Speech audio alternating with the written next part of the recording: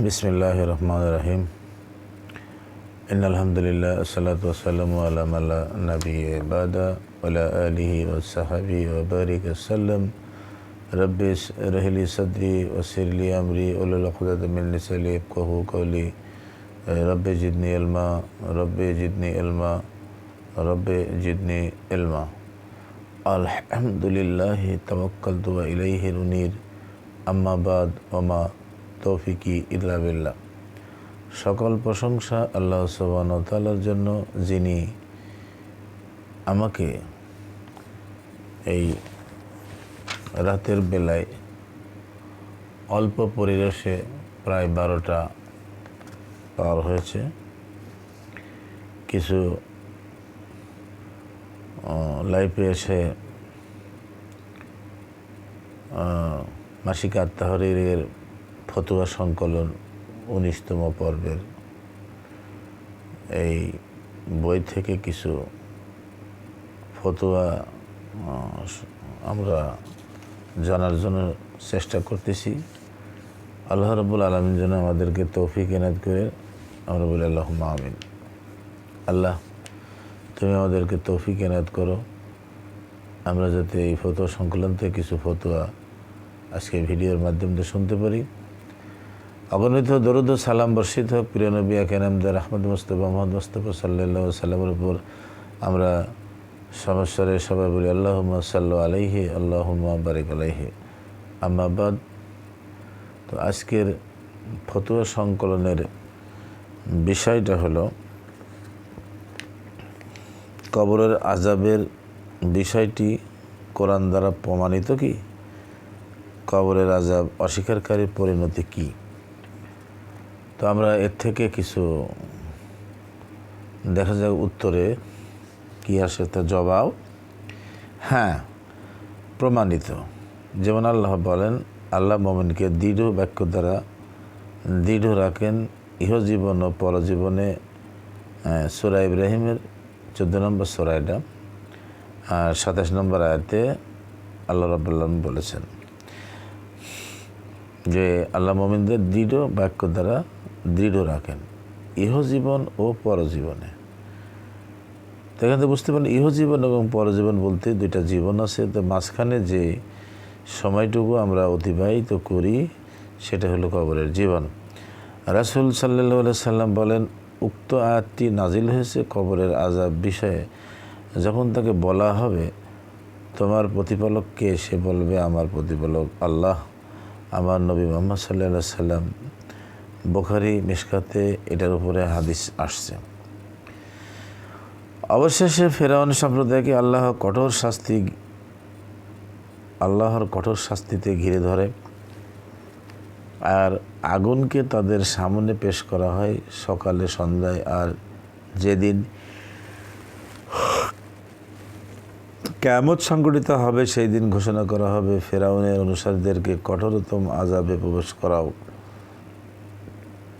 সূরা বনী ইসরাঈলের মধ্যে বলা হয়েছে। ইবনু কাসির আমরা বলেন, আহলে সুন্নাতের নিকট অত্র আয়াতি আলমে বারজাকের কবরের শাস্তি প্রমাণের মৌলিক ভিত্তি।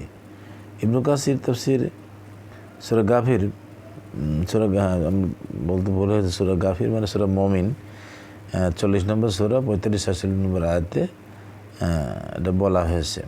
তাতে বোঝা গেল যে তাদের সকাল সন্ধ্যা তাদের সামনে আগুন পেশ করে, তাহলে কবরের জীবনে আযাব আছে, এতে প্রমাণ পাওয়া যায়। সূরা মুমিনের 45-46 নম্বর আয়াতে এটা বলা হয়েছে। ইবনে কাসির বলেন, সুন্নাতের নিকট অর্থ আয়াতি আমলে বারজাকের কবরের শাস্তি প্রমাণের মৌলিক ভিত্তি। ইবনে কাসির তাফসীরে সূরা মুমিনুনের 46 নম্বর আয়াত। আল্লাহ অন্যত্র বলেন, অচিরে আমি তোমাদেরকে দুবার শাস্তি দেব, অথবা তারা কঠিন শাস্তির দিকে ফিরে যাবে। সূরা তাওবা 9 নম্বর সূরার 101 নম্বর আয়াত।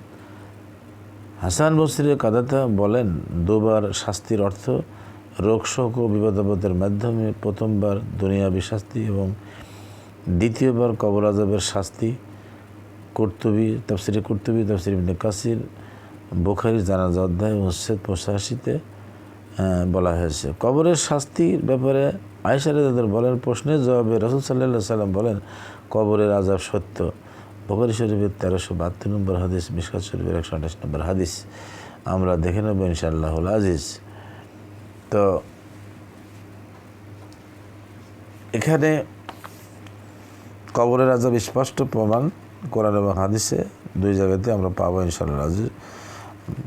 মধ্যে কথা, কবরের আযাবের বিষয়টি সম্পূর্ণ অদৃশ্য জ্ঞানের বিষয়। এই বিষয়ে মানবীয় জ্ঞানের কোনো অবকাশ নেই। অতএব পবিত্র কোরআন ও সহিহ হাদিসের উপরে নিরঙ্কুশ চিত্তে আমাদের ঈমান আনতে হবে। অহেতুক সন্দেহ দ্বন্দ্বের দোলাচলে পড়ে ইহকাল পরকালে হারানোর পিছনে কোনো যুক্তি নেই।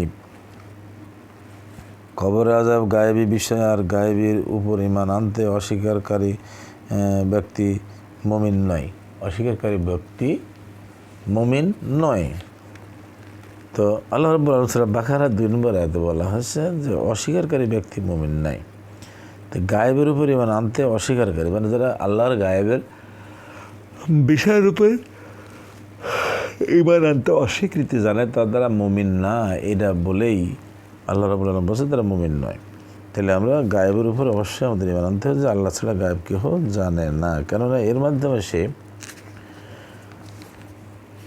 ঈমানের 6টি রোকনের একটিকে তথা আখিরাতের বিশ্বাসকে অস্বীকার করেছে।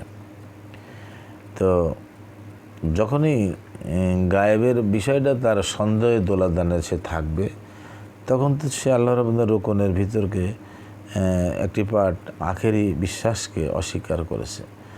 মনে প্রাণে যেটাকে বিশ্বাস করা হয় রোকনের মধ্যে, সেই বিশ্বাসকে সে করলো। যেহেতু গায়েবের মালিক একমাত্র আল্লাহ জানে, এর প্রতি আমাদের দৃঢ় বিশ্বাস থাকবে যে আল্লাহ রাব্বুল আলামিন গায়েবের মালিক। উনি যাকে ইচ্ছা যতটুকু জানিয়েছেন সে ততটুকু জানে।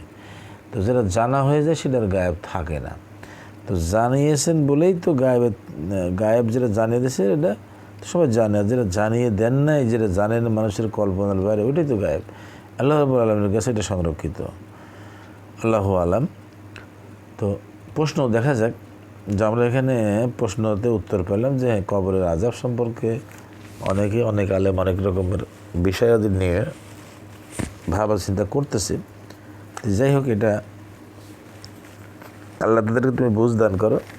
কোরআন এবং হাদিস দুইটার দ্বারাই প্রমাণিত যে কবরের আযাব সত্য। আমরা পড়াশোনা করলে পাবো ইনশাআল্লাহ আজিজ। তো 6 নম্বর প্রশ্ন, মানে আমার দ্বিতীয় বইয়ের কলেবারে 6 নম্বর প্রশ্ন আসছে। আদম ও ইব্রাহিম আলাইহিস সালাম সহ অন্যান্য নবী